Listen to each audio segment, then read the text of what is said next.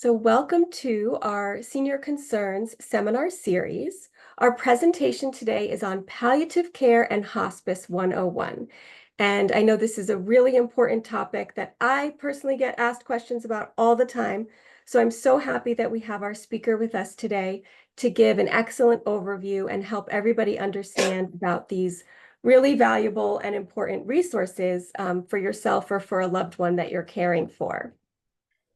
Our presenter today is Katie Wiltfong. She's a medical social worker with 10 years of experience assisting retirees and agers of all types with their healthcare-related needs. She's also the Social Services and Palliative Care Director of Buena Vista Hospice and the co-founder of My Solo Aging Solutions. And she's here today to give us an overview on palliative care and hospice. So thank you so much for being with us, Katie. I'll go ahead and get your presentation. Perfect. There you go. Can you see it? Yes, I can. Thank you. Thank you everyone for joining me today. I so look forward to having these type of discussions because I think it's so important to understand what the different programs entail, because I think it helps empower us when we have to make this type of really important decision regarding palliative care or hospice care. So some of the items we're going to chat today, I have listed on the next slide, is that we're going to speak a little bit about defining what palliative care and hospice are. We're going to talk about quality of life and goals of care, which are two big topics that come up a lot when making the decision whether or not to pursue one of these levels of care. Health trajectories of aging and illness is going to be reviewed and kind of help dispel some further myths that come up about how we age and how our illnesses and end of life kind of arise. Choosing the right agency and making healthcare decisions are going to be reviewed. And lastly, we're going to chat a little bit about the emotional and the physical and the spiritual aspects of end of life. I find a lot of people have questions that they're not really comfortable asking when it comes to what does end of life look like and what can I expect? And so my hope for today's PowerPoint is that you guys will get a lot of good education and also kind of empower you to know a little bit more if this is something that you are facing or a loved one. So the next piece I think is so important to cover is myths of palliative care and hospice. We've seen such a big change, even myself in the last 15 years that I've been doing this, in the education that's out there, but there's still a lot that's kind of being misconstrued by even medical professionals. First being hospice is a place you go. In California, and we are lucky enough that hospice and palliative care actually comes to you in your home. So that can be in a residential home, it can be an assisted living, it can be an boarding care type home. For hospice, it can even be in the hospital or in a skilled nursing facility. Palliative and hospice care is definitely not only for people with cancer. There's a lot of different illnesses that we see most often, cancer being one that comes up frequently, but also Parkinson's, Alzheimer's, congestive heart failure, COPD. Many different illnesses can arise where someone could qualify for palliative care or hospice, not only cancer. Hospice is not only for the last 2 days of life, though most people sometimes think that's when you would start that service, only when someone is imminent or transitioning. And in reality, hospice is available when someone has a prognosis of 6 months or less. We've had people on our service at Buena Vista for 2 years, and we've had people on for 1 day. It really only matters on if someone qualifies, and there's so much benefit of starting those services earlier to make sure that you're able to get not only the comfort, but the support for your family. Hospice and palliative care is usually suggested or ordered by a physician, but that physician does not need to determine which agency you work with. So one of the slides we'll chat about today is how to choose the right agency, because we are fortunate enough that we have a lot of options in our community. And so I'll go through some of the questions and some of the areas to explore when deciding if it's the right agency for you. Medications are still given when someone comes onto hospice, not only morphine. So often people continue to take their blood pressure meds, their cholesterol medications, their vitamins. And all of that is dictated through a physician and their nurse. And nothing is set in stone that says someone has to stop everything and only receive morphine at end of life or on hospice. Hospice also does not speed up, prolong, hasten anyone's own trajectory. We always say that the person's really the captain of the ship, and we're kind of just going along with them to ensure that they're comfortable on however long that journey can be. And hospice is not set in stone. So some people may sign on to services and then make the decision that they want to go to the hospital or they want to pursue treatment again. And nothing is set in writing where someone cannot make the decision to come off of hospice. It is a very, very gray area. And again, hopes today is that all this information will kind of help everyone know a little bit more and know what your ability is in choosing and making sure your goals of care fit your needs. So I can't really go into palliative without starting with home health care. And the reason for that is palliative care is part of home health care. I like to say they're under the same umbrella. And the easiest way to really understand is home health care is really geared towards people who are homebound and have a skilled need. And for home health care, we're looking really to get them back to baseline. It might be someone who is having issues with diabetes and needs a little bit more diabetes management, or they've had hip surgery and is needing to have some rehabilitation services. Maybe someone has a wound or has taken a fall, or a physician says, you know, I'm kind of looking at how you're doing, and I think it would be really helpful to keep you out of the hospital by putting you on home health care so that there's a little bit more support in the home. And once someone qualifies for those services and they are homebound, which means that it's a taxable effort for them to leave the home, then a home health team can be initiated, which can include a nurse, physical therapy, occupational therapy, speech therapist, social worker, bath aides. And there's kind of a whole host of people that can fit the needs of the person. It requires a physician's order. So usually someone is referred by their own physician or by a rehabilitation center or the hospital. And then the goal of home health is to get someone back to where they were before. So working towards getting them back up and walking, maybe geared towards going out to a physical therapist or occupational therapist office and no longer being homebound. So the goals are really to get someone back to where they were, working towards those kind of curative measures with the hope of improvement. And home health care is covered through Medicare and commercial insurances, again, requiring that that physician's order. And there's a lot of communication and oversight between the home health team in the home and with that physician. So they're updated on all the visits, any changes, any requests with medications, if there's any equipment needed. All of that goes through your own physician and also insurance. So there is a little bit of red tape with home health, where a lot of the frequency of the visits and the support that's provided does go through insurance. But there's also a lot of benefit in having people come to your home or the facility where you're living in, so you're not having to go back and forth to the doctor with hopes of that improvement. Now, under that same umbrella is palliative care. And palliative care is also requiring someone who has a skilled need, and they're also needing to be homebound.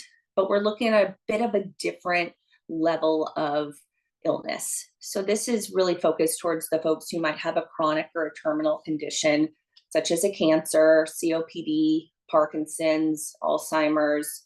We're kind of not going to be working towards really curing what's ever ailing them, but we're working towards palliating it. So symptom management, maybe someone's receiving chemo and radiation, but is having nausea or is having some issues with pain, and it would be helpful for a nurse to come out and make sure that they're on the right medication regimen and communicate to their physician, or a physical therapist and occupational therapist helping someone regain their ability for strengthening and working towards getting their home a little bit better modified to fit their new needs.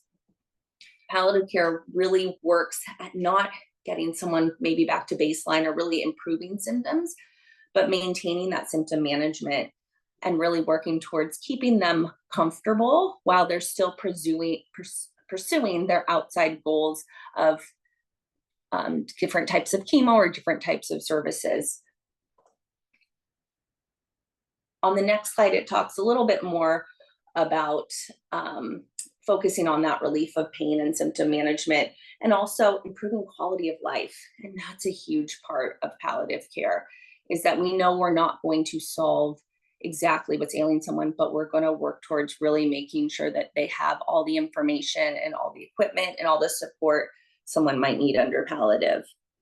With palliative, we're really working towards preparing people and having some of those difficult conversations, with also looping in their physician and making sure that the team is really helping to coordinate and keep everyone comfortable and aware of what the options are and what the next steps are, while also trying to prevent people from going into the hospital. Now, not everyone qualifies for hospice who qualifies for palliative care, but for some of these folks, once they've kind of gone through having maybe the chemo and maybe having physical therapy and occupational therapy, and someone says, you know what, I'm really wanting to change my goals of care. I really want to just be comfortable. I don't want to go back and forth to the doctor. I don't want to go back and forth to dialysis. Then that's when someone's ready for that next step with hospice care. And I always kind of, in my mind, think of it in the most simplest way of, again, home health and palliative care are maybe next door neighbors on the same street, and palliative care and hospice care is across the street. So with palliative care, with hospice care, we're looking at someone who has a prognosis of 6 months or less, but that doesn't mean that someone can only be on hospice care for only those 6 months. Under the hospice benefit, the goals change. We're now not really looking at, why is this occurring? We're not doing the x-rays, we're not doing the blood draws, we're not doing the different type of diagnostic testing. We're more focused on symptom management and knowing, this is the disease I have, this is the normal progression, and I just want to treat these symptoms as they arise. Hospice definitely doesn't mean that we stop, all types of treatment. Folks may still receive an antibiotic. Folks still will continue to take vitamins and still continue on their same medication regimens. However, that goal is really shifting, that we're not going back and forth to the hospital. The hospice team is coming to them, and that again can be in their home, that can be in a skilled nursing facility, that can be in a boarding care, or that can be also in the hospital. There's 4 different types of hospice care, and that is routine, which is often seen in someone's own home, again, whether that be your own residential home or a facility. There's general inpatient, and that is when someone has a very high level need and they require to be in the hospital, and maybe someone is actually requiring a level of medication through IV, or it is just not feasible to move someone from the hospital. They can qualify for general inpatient services, where the hospice team actually supports the hospital staff. And this can also be done in a skilled nursing facility too. If a patient is not that critical and doesn't require that additional level of support where someone's there by bedside, then hospice can be provided routinely in a skilled nursing facility. There's also continuous care, which is something that we hope to never have to use for hospice, because it means symptoms aren't as well managed, but it's available through the Medicare benefit, where if someone is having a lot of restlessness, pain, then Medicare will have a nurse stay by bedside until that symptom gets resolved. There's also a benefit on hospice called respite, where for families who are really kind of needing a little bit of a break, it can be very overwhelming and a big emotional hardship to take on someone who's undergoing hospice and end-of-life care. I've even seen folks who had the stomach flu and kind of needed that little bit of a break. Most hospice agencies will be contracted with a skilled nursing facility that will provide 5 days of respite care. And the hospice team will visit them at that facility just like they would at the home. And that kind of allows the patient and the family a little bit of respite. Sometimes patients are eager to kind of know that their family is getting a little bit of break from the care they're providing. With the hospice team, they are assigned a RN case manager, and usually they work in tandem with an LVN. And those folks are coming in usually a little bit more frequently than you see on the palliative and home health side. With hospice, the frequency of visits really goes by the need. So if someone's having a tough week, they might be in there 5, 6 days. The next week, the nursing visits might drop down to 2 or 3. You're really meeting the needs of the patient and the family as they arise. Bath aids are available for someone on hospice throughout the entire process, and that really alleviates caregivers and family from doing all of the hands-on hygienic care and those really important bed baths to make people feel comfortable. Social workers and spiritual counselors are available to assist with the emotional support and the adjustment into this new geared level of care. And that might be paperwork, that might be helping with getting arrangements in place, that might be meeting with the family, that might be coordinating caregivers. The kind of non-nursey aspect of hospice is covered through the social services team. There's also volunteers and the ability to have a hospice physician come and make visits in the home or the facility under hospice, which for some folks is a really great benefit. Usually the medical director works in collaboration with someone's own physician, and there's always someone available 24/7 for those nurses to be able to contact.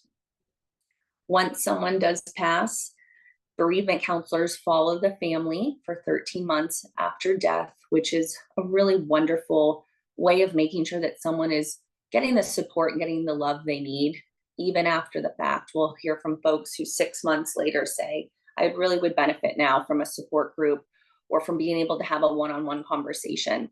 And that's still available even after someone has passed away. One of the greatest benefits also of hospice care is that there's a team working throughout the night. So whereas on home health and palliative, there's always someone you can contact and get good information, a lot of the time the direction can be to go to the hospital, or we wait and connect with the physician. And on hospice, it's really geared towards being able to come out and support that patient and family and not go to the hospital, being able to stay in the home and handle whatever symptom or whatever change has occurred. Hospice support also provides durable medical equipment and also supplies and medications related to the hospice diagnosis and also pain management. So all of that equipment, that supplies, those medications are delivered to the home, which can be a really big relief for families and patients who are at this level of care, and having this much need, being able to come to the home really, I think, supports them. On the next slide, there's a little bit of a comparison because I know it's a lot of information, and these slides will definitely be available through the Senior Concerns website. Again, palliative care, we're looking at support towards chronic or terminal conditions, and those folks are usually still pursuing curative measures, still going out to the doctor, still getting testing done, treatments, really kind of wanting to improve, but also knowing that their condition is never going to be fully cured. And everything on palliative care goes through insurance, and everything is dictated through authorizations, which a lot of people know about through their own medical provider. There can be a little bit of red tape, but the palliative team is well skilled in being able to get everything people need as it arises. On the hospice side, we're really more focused towards comfort, and there's really not that need for all of the treatments and all of the symptoms to be evaluated and diagnostics and testing. It's really just looking to meet the needs as they arise, meet the needs also of the family, not only the patient, and everything is covered through Medicare at 100%. The next slide I really like, because one of the most confusing aspects is the word palliative is often used interchangeably. Palliative means comfort. And so often people speak of hospice care as palliative.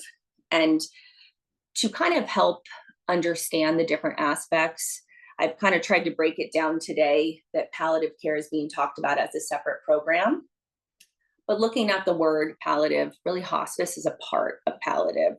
Whenever we're doing any type of palliative care, we're really working to treat those symptoms and to palliate them to improve quality of life. So whether you're on a palliative program or on a hospice program, there's always that mutual goal of improving quality of life, and folks being able to really look at what makes my own quality of life. For some people, that's getting up and being able to go outside and being able to be with family. And for other folks, that might be being of sound mind and spending time with grandchildren. A good assessment of someone's quality of life really helps dictate what the right focus is when you're looking at what type of care is right for you. The next few slides were gifted to me by Ellen Hanahan, who was actually a Buena Vista nurse for many years. And then she became one of the palliative nurses and case managers at Los Robles. And I love these slides because they just are such a great way of being able to really show what trajectories look like when someone has a chronic illness or is entering maybe later stages in aging and starting to have more medical conditions and different sudden events that arise. The first slide talks about what we hope will happen with all of us. We hope that it'll be you're living a great life. I don't know if we all want to live to 105, but we're all doing great. And then boom, there's a sudden event and we pass away. And we don't have to deal with any illness. We don't have to do with any symptom control. Everything I've kind of discussed hasn't been needed. Life is just lived until it's not. And as you can see, only less than 1% have this experience. On the next slide, this is more towards what we imagine actually happens. And 40% of people have this experience. Some call it the dwindles, where we kind of see little dips, and then someone might stabilize a little bit and a little bit of a dip. And over the continuum, we see that someone's health is declining, but it doesn't appear to be very drastic. This is kind of like age-related changes that are occurring where someone is just slowing down, maybe getting a little weaker, having some type of ailments, but nothing is too significant to cause really big changes in their health status. On the last slide, we see, unfortunately, what we see most often, as 59% have this experience, where folks will have a sudden event, and then they will work very hard through maybe home health care and get back up to their new baseline, which, as you can see, is a little bit lower than before. And then they're hospitalized again, and they have another big change in their health status, and they work hard to get themselves back up. And this is what we often see with a lot of progressive diseases, where someone might be having a really great day or great period of time, and then there's a big change, there's a big issue, there's a hospitalization, there's an infection. Unfortunately, we see that this is most often how we age and how terminal illnesses and chronic illnesses progress. But again, this is why we have programs like home health, palliative, and hospice care. Because these type of programs are the ones that are helping folks along this journey, that are kind of helping combat those periods where they're dipping down and being hospitalized and working towards their goals of care and working towards keeping them comfortable, whatever the trajectory might be. I talked a lot about goals of care, and so I wanted to make sure to put a slide on that actually referenced that terminology, because I think we use it often in the hospice and the healthcare world. Goals of care is a really broad term, but it's used by a lot of medical professionals to really talk about what someone wants in terms of a treatment plan, and in terms of symptom management, in terms of what your focus of care and related to your illness is. Goals of care can also be discussed when looking at code status, which is to have resuscitation or not resuscitation. There's a pink form called the physician's order for life-sustaining treatment that a lot of you may have seen in a doctor's office or in the hospital.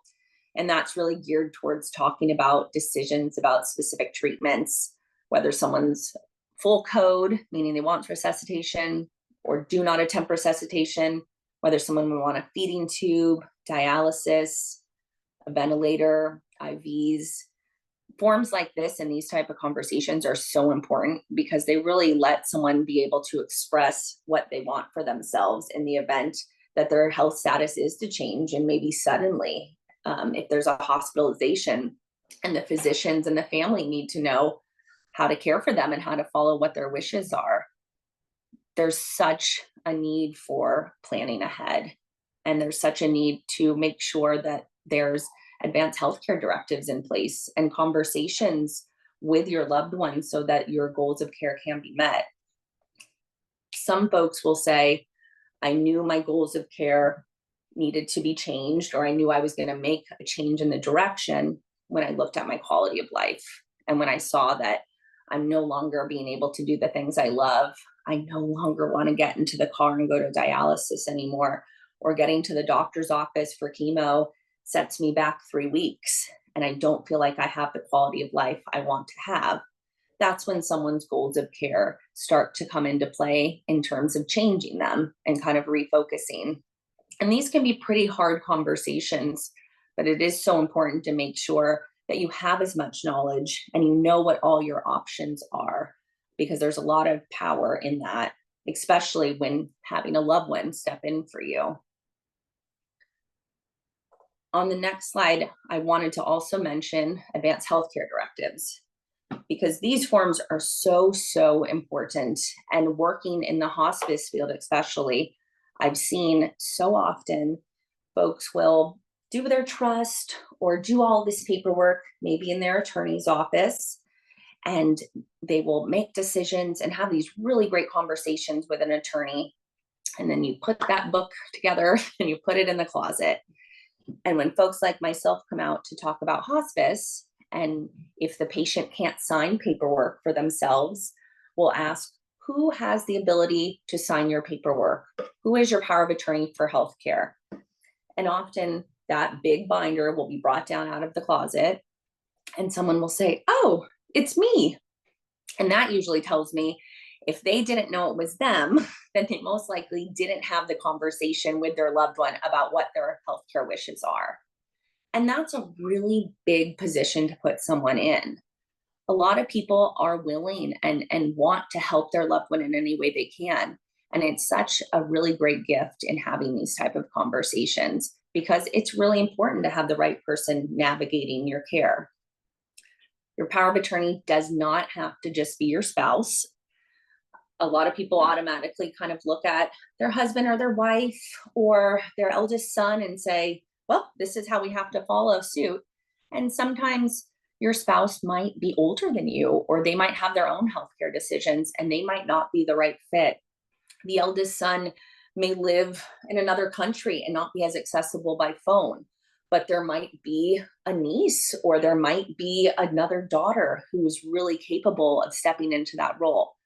And they might be more geographically available. There's so much we can do on Zoom and with FaceTime, but it really doesn't take away the power of someone being there in person or really able to be by bedside and advocating for you in that event that you can't speak for yourself, especially if making a huge decision to change goals of care and look towards hospice and look towards comfort focused care. Having someone there who's capable of making that decision becomes very important. Also, a good factor and something to think about when selecting your power of attorney is, are they comfortable separating out their own views? Are they comfortable following what you would want? Some people are very set in their own cultural or religious or spiritual beliefs and don't have a comfort, and they most likely shouldn't be put in that position. I've also had a married couple I talked to who the husband had white coat syndrome. He said, the second I walk into a hospital, I'm going to drop to the floor. I can't even talk. I clam up. And I looked at the wife and said, you know, he probably shouldn't be serving as your power of attorney. And folks thought, oh my goodness, you're so right. And this kind of conversation, I think, is so important because it lets you know that it's okay to pick not the person that you would expect to. It's okay to pick the person who's comfortable and can follow suit exactly how you would, being able to kind of step into your shoes. Having these type of conversations is so important, especially when talking about these major life changes, such as palliative and hospice care. Having the right person who can advocate for you, I think, really alleviates a lot of stress and the unknown for most people. Another aspect I wanted to also discuss today is, what does end of life look like? I will often get asked, usually in private, by people who are not as comfortable asking these type of questions, especially in front of family or a loved one, because it seems maybe a little bit more intimate and it's something that we don't talk about a lot. But I think it really is empowering to know what to expect, and it alleviates a little bit of fear. In looking at kind of the physical aspects of end of life, most people do become bedbound.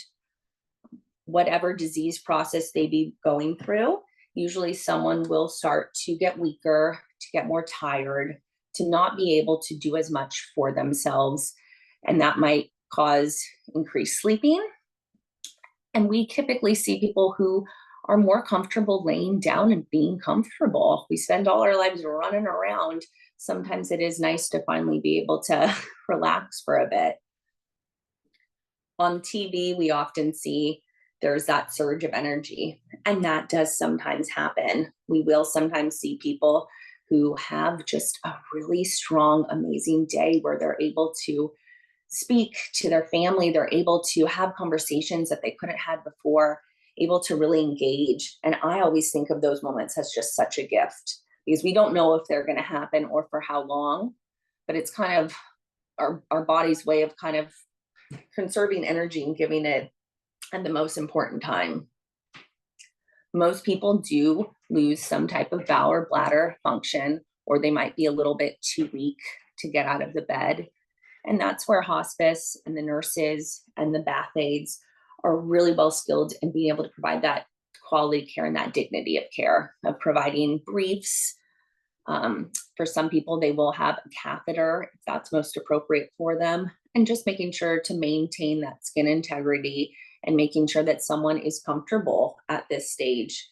A lot of folks will also bring in, if at home, maybe a caregiver. I always tell families, you could be 35 in the best shape, but I would still not recommend you be the only person involved in this level of care. Because sometimes if you're the spouse or the daughter or the brother, you lose that ability to be as involved because you're spending so much time making sure the medications have been given, making sure someone's been bathed and fed. And if you're able to bring in care support, then you can sit back and actually be a spouse, be a sister, be a brother, and be able to really cherish those important times at this stage of life. Most people's appetite does decrease. And when we're running around, I know myself, I need my calories, I need my carbs. But when someone becomes bedbound or someone is advanced in their disease process, we don't require that much calorie intake. So someone might be able to sustain themselves very, very little, and that's okay. We want someone to only eat really for pleasure, and someone can have just a few bites a day, and that can be sustainable. Often we do see that swallowing or dysphagia becomes an issue, and that's when making sure that someone is safe to eat and drink comes into play. There are thickener powders to thicken liquids. People can go from a regular to a chopped to a puree type meal. And then for some folks, when swallowing just really is too high of a risk of aspiration, most people will at that point stop eating. I've also had folks tell me, I feel like I'm an old refrigerator and you're putting food into me and it's just sitting and I don't want it anymore. Our bodies definitely have a natural way of telling us when they no longer are benefiting from taking in any food. And there's no danger and there's no harm in not eating. It's really just the body's natural disease process. Pain management is offered to people throughout, palliative or hospice care. Under hospice, what's called a comfort kit is provided to each person, and that is medications really for symptom management and pain relief. And that might be morphine, that might be Ativan. And none of these medications are designed to end someone's life. They're actually really stay in the body for a very short time, but they can alleviate the pain so that there is more quality of life and there is more ability to enjoy those moments with family. Fluids and hydration is typically not given on hospice. And the reason for that is once the body says, I can't take in any more food, I can't take any more liquids, it also really can't process bringing anything in intravenously. We see sometimes that IV hydration can do more harm than good because it's pumping the body with a lot of fluid that the body doesn't know what to do with anymore. Just like it didn't know how to manage the food, it might not know how to manage the liquids. And you might see people start to get really edematous, and you see that kind of edema and that swelling. And that can be sometimes more dangerous for the heart and lungs. And lastly, the last stage really of end of life, people naturally become unresponsive. It's not related to medications, but you may see that medications are offered to ensure that that transition is peaceful. Most people will kind of fall into a bit of a coma-like state just naturally from the disease process. And that's usually a sign that someone's kind of entering that imminent status. As important to me as the physical, I think, is also the spiritual and the emotional side of things.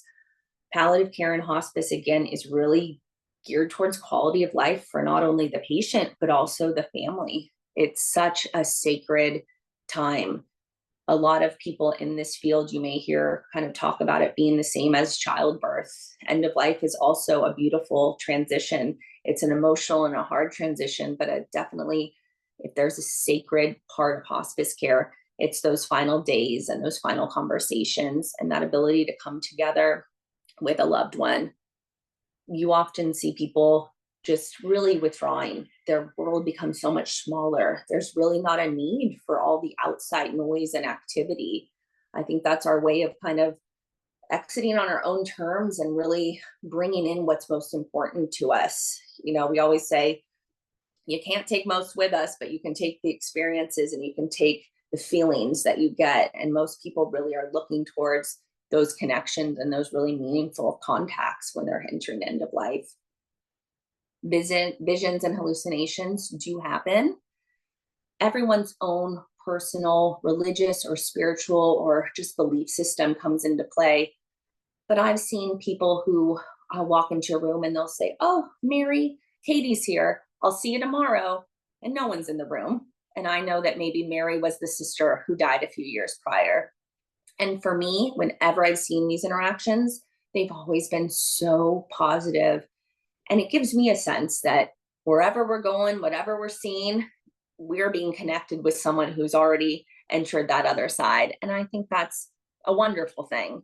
And from experiences that I know of other people in the field have seen, it's always been in comfort and really has brought a lot of sense of relief, I think, to the family, knowing that they are connecting with somebody and they're okay with this next transition. Restlessness and confusion can also happen towards end of life. And sometimes that's because there's some unresolved issues. It can also be a sign of pain or discomfort. I've seen people who have said, you know, everyone was able to come and say goodbye to mom, but her one son, he's just stuck and he hasn't been able to get here yet. And sometimes just putting that phone up to her ear and being able to have the son make that last conversation and give permission can really ease someone, and you see a really big change in their demeanor. Hearing is absolutely the last thing to go. I've definitely seen people have conversations and their loved ones seeming to respond. I've also heard people who've kind of had that surge of energy and come out of it and say, "I heard you talking yesterday when you didn't think I heard." And that's always a good reminder that when someone is in this final transition, to keep those heavier conversations outside of the room and really keep their room as peaceful as possible. Or maybe tell them, you know, all your secrets, but they might be able to tell them the next day. And lastly, giving that permission in those final conversations are the blessing of hospice, because we often don't stop and have those moments with our loved ones and tell them how much they mean to us and how much they're appreciated. But when someone's at end of life and you have those moments, that's really where most people feel it. I know my mom was well cared for. I know she was clean. I know she was supported. And I know she knows I loved her because I was able to tell her. The last thing I wanted to chat a little bit about today is choosing an agency. So we've reviewed all about palliative and hospice care and what end of life looks like. But a big portion of receiving the greatest quality of care is making sure that you have the right support in place. We are very lucky in our community to have many, many options, but I also have seen that that can be a detriment because there's sometimes too many options. There's unfortunately a little bit of a concern, as in most industries, where folks are getting into this field, looking at it as a business venture. And so that's why it's really important to make sure that you choose the right agency to fit your needs and one that's really in it for the right reasons. One of the ways to do that is using Medicare's Care and Compare website, which you can go on medicare.gov and select Hospice Compare. And it'll show you the different ratings that hospice and home health agencies can receive. They're often surveys that are sent through a third party that agency doesn't control. And families that were served are able, and patients are able to write and select, how their symptoms were controlled, how they felt about education, how was pain management, how was the response time of the staff. And those are really important data to be able to look at and see if this company really is the right fit. I think most companies that are able to put out this data are ones that are really transparent and are able to actually provide the highest level of care. I do sometimes worry about some of the agencies that might not have as much transparency. So using this type of website can be really helpful in looking at all the different agencies in our community. Another big factor is making sure that the agency is local and has staff that's nearby.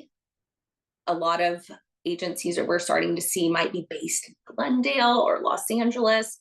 And the worry about that is it's 2 a.m. and you need a nurse. And if they can't get a nurse out for several hours, that's really not meeting your needs. There's a lot of, again, agencies located in Ventura County that are usually a better fit because they can actually provide that response time and that support, especially in the middle of the night when most people are feeling a little bit more vulnerable and in need. A lot of physicians these days are getting tied in with different agencies. And I still, even when someone has a physician that they trust, it's always a good idea to maybe interview 1 or 2 agencies because you need to also find the right fit. Same as when there might be a facility that you might live in and they might only work with 1 agency. I always encourage there be a good due diligence on making sure that you're having what we like to call a meet and greet, where you're kind of just meeting with the folks and getting a good feel. Because sometimes not having an agency that's tied into a facility or a particular doctor can also help create a little bit more of checks and balances. That way you can kind of know that if something goes wrong, not everyone's under the same ownership or all in cahoots together. I always recommend, even when folks are looking towards agency I work with, if they say I'm going to look into others, we encourage it because it's really important that someone has the right fit and the right people in place. And lastly, asking an agency kind of what sets them apart. I know for Buena Vista, one of the things that I get to be in charge of is we have a Butterfly Foundation. And that is donations that are received from folks in the community or people we've served in the past, their families. And with those funds, we're able to support low income who need mortuary. Someone might need a caregiver overnight because their wife is sick with the flu. Someone might need to turn their lights back on. And with that special support that we have in place, I think it just says a lot about the different views and the heart really of the hospice. We do a big butterfly release every June with over 750 butterflies in the community. And that's another ability to kind of provide that bereavement support and kind of have that togetherness and that community involvement, which I think is also really important. A lot of agencies will do memory bears or hand photos, maybe provide quilts. There's a lot of different touches that aren't necessarily required through those Medicare guidelines. But I think that's also always a good question to ask the agency that you're interviewing. What sets you apart? Because that's where you can really see where the agency's heart is. In the last slide, I just have some of the resources that we've chatted about, the Medicare Compare. the Conversation Project is a wonderful resource that's able to really help you have those important conversations about what your goals of care can be, and being able to talk to your power of attorney and making sure that they understand how they could act in your place if you ever couldn't speak for yourself. The Ventura County Coalition for Compassionate Care has a wonderful video from Carrie Kasem that kind of outlines the importance of these conversations, and also has a lot of great tools. And then also Buena Vista has a lot of good education and resource on their website as well. So thank you all so much for listening and letting me chat a little bit today about palliative and hospice care. Oh, thank you so much, Katie. I think you just explained everything so beautifully. And I think it's really important for people to hear, because I think the gift of giving somebody a peaceful end of life is something that we should all really value and talk about more. We do have several questions, so I will go ahead and go through them one by one. The first is, can you be on hospice and chemo? That's a great question. So with Medicare and other commercial insurances, they do not cover both at the same time. So if someone's under hospice care, usually the insurance company is not also going to pay for chemo, because it's thought to be an aggressive type curative measure. If someone's on palliative care and undergoing chemo, that is allowed. For some folks who might be on hospice and might maybe improve, the nurses coming in and not going back and forth to the hospital, there's again always that option that you can revoke off of hospice and go back to getting treatments if that could be feasible later on. Okay, thank you. This person says, I'm curious to know what percentage of palliative patients are recovering from strokes. Good question. And I don't have a set number I could say, but that definitely is a diagnosis that can sometime arise on palliative.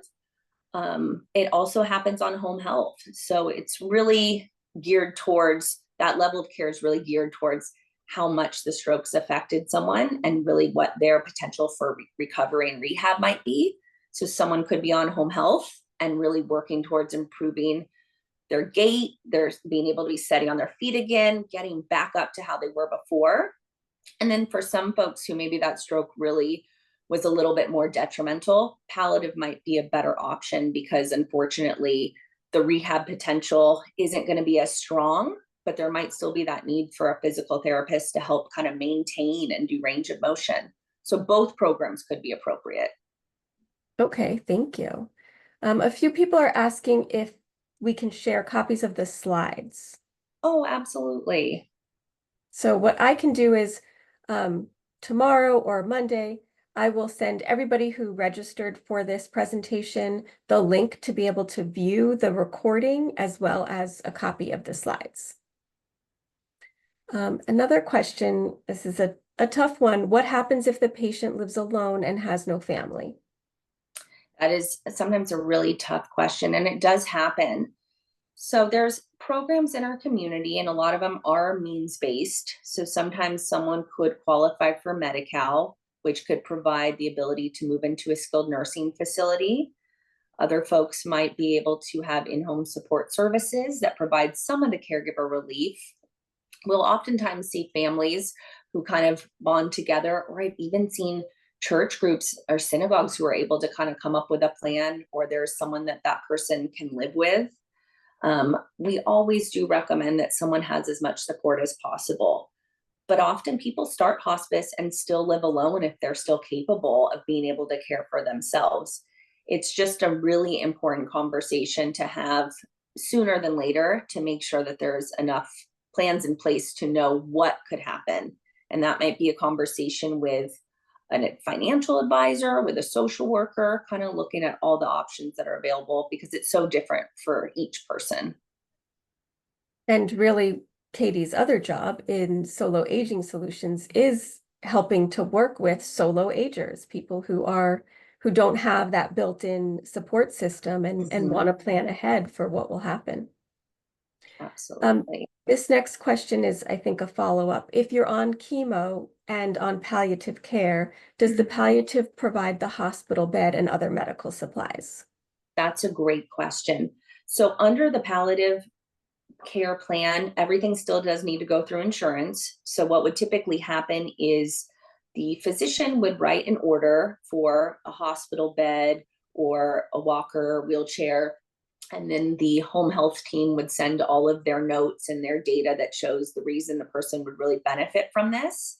I know at our office, we have a gal who's in charge of all of that. And she's really like that middleman that pushes insurance to try to get all those supplies and equipment out as soon as possible. But it does go through the insurance red tape. One way to kind of work around that is if someone is hospitalized or in a skilled nursing facility for rehab, you can get that equipment sent out and ordered through the facility much quicker than if you're at home and then are putting in the request through insurance. So sometimes things happen, but just it takes a little bit more time. Okay, that's very helpful to know. Thank you.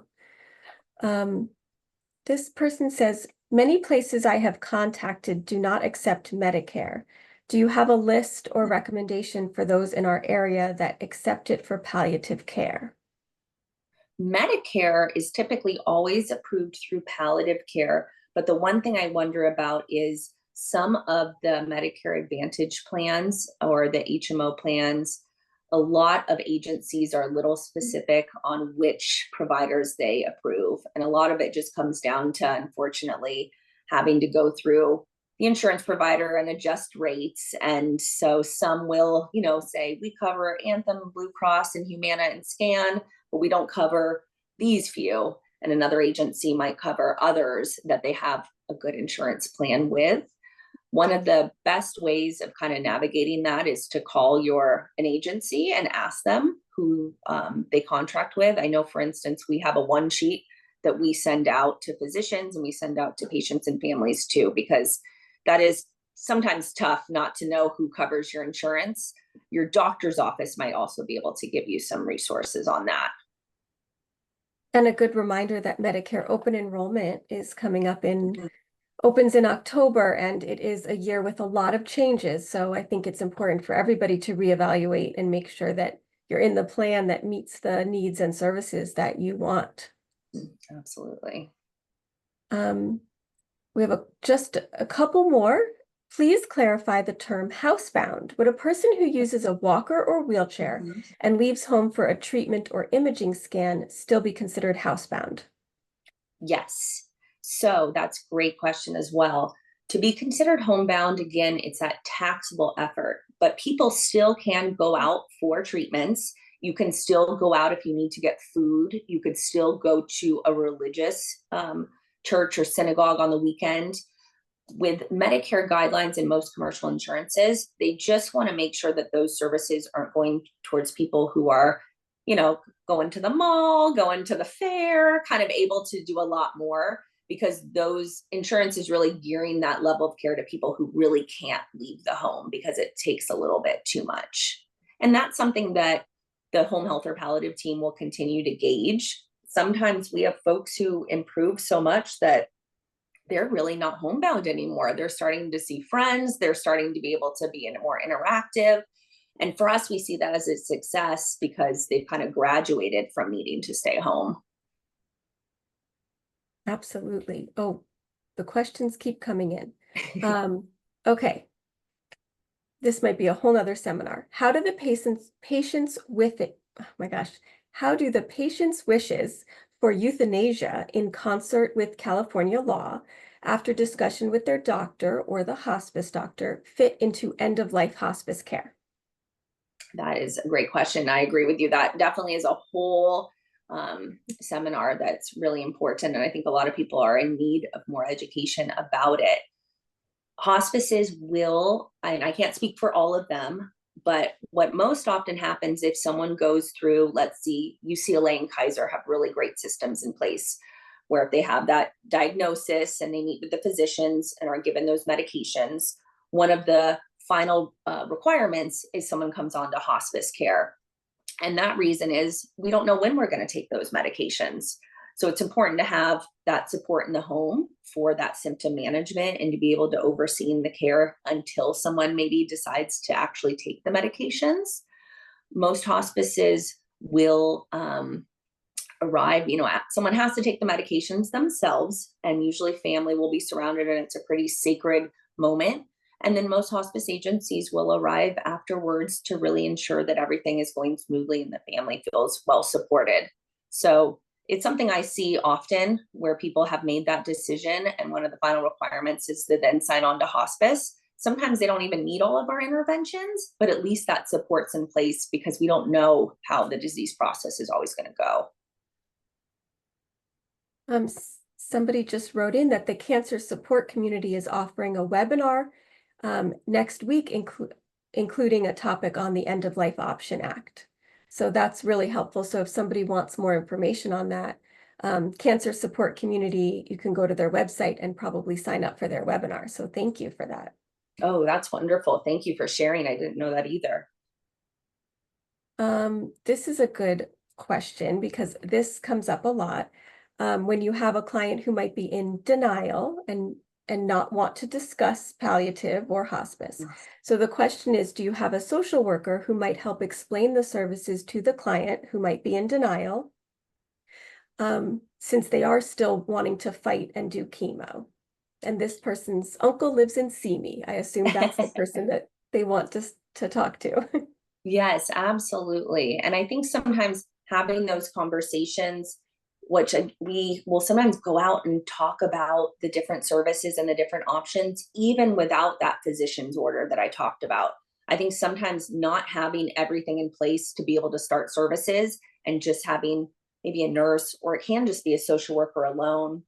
I usually like to send out both because I think then they can really talk about and get their answers to questions about maybe the disease process and what's going to specifically possibly happen if they had more decline. And then a social worker is obviously able to really talk about the emotional and the adjustment to that level of care, and also which resources are available to them. Just like the purpose, I think, of this seminar today, there's so much power in just knowing things ahead of that urgent need. So sometimes it's nice to just say, oh, I'm going to have someone come in and we're just going to talk about different resources in the community. And I think Martha and I can both say this. One of the big things we learned in graduate school is how to have some of these hard conversations and really be able to kind of build that rapport and get to a point where you're able to kind of ease in and hear a little bit more about what they're feeling and emotionally struggling with, and then being able to, in a really open and supportive way, discuss some of those harder options and questions. And I really do recommend bringing somebody else in who can have that conversation. Sometimes they need an outsider who can explain it in a different way. Maybe it's the social worker from the palliative care program. Maybe it's someone else in your life. Think about who that person trusts that they could talk to, because sometimes it does take somebody else to have that conversation. I know that it's 4, but we just have a sprinkling of other questions, and I'd love to go ahead and have you answer them. Does the physician have to be a gerontologist? And I'm wondering if that's the physician who's referring to hospice.